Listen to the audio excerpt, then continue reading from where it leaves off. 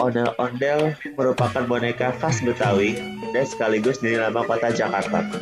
Boneka besar ini merupakan deformasi bentuk tubuh manusia. Deformasi sendiri adalah perubahan susunan bentuk yang dilakukan dengan sengaja oleh seorang seniman untuk mencari bentuk maupun gaya baru yang pada kasus ini, pada ondel-ondel, ditampilkanlah dengan wajah tanpa leher dan busana warna-warni.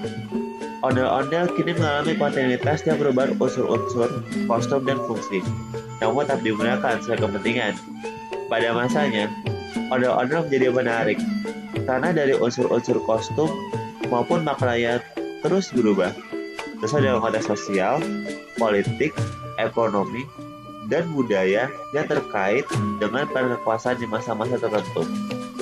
Saputra mengatakan bahwa ondel-ondel merepresentasikan kebudayaan Betawi kuno yang awalnya merupakan bagian dari aktivitas ritual sakral rakyat. Nama ondel-ondel semula bernama Barung, kemudian menjadi Barongan. Artinya, dalam bahasa Betawi adalah sekelompok atau serombongan orang, karena barongan bukan kesenian yang bisa dimainkan sendiri. Dalam perkembangannya, ondel-ondel tidak lagi dikaitkan sebagai objek sakral, tetapi menjadi bagian dari beberapa media untuk berbagai kepentingan praktis, termasuk dari sekedar properti negara yang digunakan untuk kepentingan bisnis besar dan kecil. Dari pemahaman, berbagai proses metafor visual dalam budaya Betawi dan dominasi seni pertunjukan ondel-ondel dalam masyarakat dan budaya Betawi, maka tidak hanya bentuk ondel-ondel saja yang menarik, tetapi juga warnanya yang signifikan untuk diteliti. Selain karena boneka besar ini selalu tampil dengan paduan warna-warni cerah dan kontras khas Betawi, ondel-ondel juga selalu hadir dalam segala kegiatan kesenian dan budaya Betawi, seperti pernikahan, sunatan, dan perhelatan seni lainnya, sehingga masyarakat terpanggil oleh alunan musik pengiring ondel-ondel yang meriah dan ramai. Ditambah dengan pertunjukan ondel-ondel yang menari-nari, ondel-ondel banyak digunakan untuk menambah semarak pesta-pesta rakyat, seperti sunatan, pernikahan, bahkan ulang tahun kota Jakarta, karnaval, dan lain-lain. Sebagainya, bahkan juga sebagai penerima tamu kehormatan dalam peresmian gedung yang baru dibangun. Kemeriahan pengarakan ondel-ondel jadi tempat masyarakat Betawi bertemu dan bersosialisasi. Keberadaan ondel-ondel telah berumur panjang dan hampir selalu muncul di setiap kegiatan masyarakat Betawi sampai dengan hari ini, membuktikan bahwa ondel-ondel memiliki signifikansi yang jelas di berbagai dimensi kehidupan masyarakat Betawi. Barongan dibuat saat masyarakat Betawi pinggir masih bergelut di sektor agraris. Namun, seiring perjalanan waktu, sektor industri dan jasa hiburan memasuki ranah Jakarta. Maka, pada tahun 1970-an, Ali Sadikin, selaku Gubernur Jakarta saat itu, mencanangkan ondel-ondel sebagai ikon kota Jakarta. Kini, ondel-ondel kembali dihadirkan dalam kehidupan masyarakat Betawi, baik dalam bentuk seni, pertunjukan, maupun dekorasi.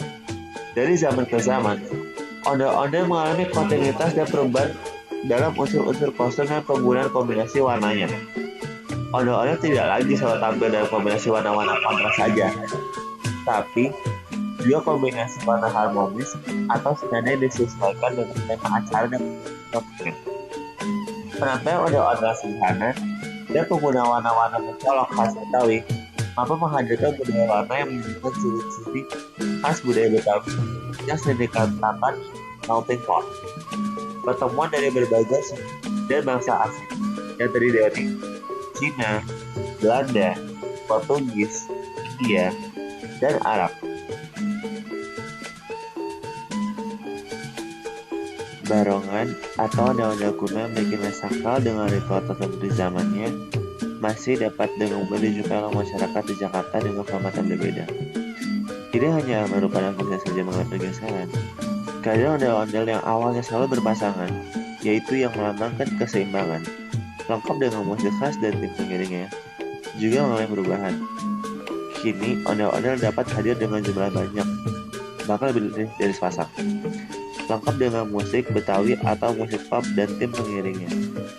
Hari ini, ondel-ondel dapat dijumpai sendirian tanpa pasangan dan iringan musik lengkap. Batas ondel-ondel pun juga mengalami perubahan. Dulu sebagai penjaga kampung dan kekuatan manggis melawan malapetaka. Sekarang, ondel-ondel hanya boneka penghias gedung dan penerima kedatangan tamu agung dalam sebuah acara. Tidak jarang juga, ondel-ondel sering dianggap sebelah mata sebagai media untuk mengamen. Hal ini menunjukkan bahwa generasi sekarang kurang memiliki interpretasi kebudayaan yang kurang matang. Karena jika ondel-ondel kelak hilang terkang oleh waktu, maka kota Jakarta akan kehilangan ikon khas dan kelak akan hilang identitasnya.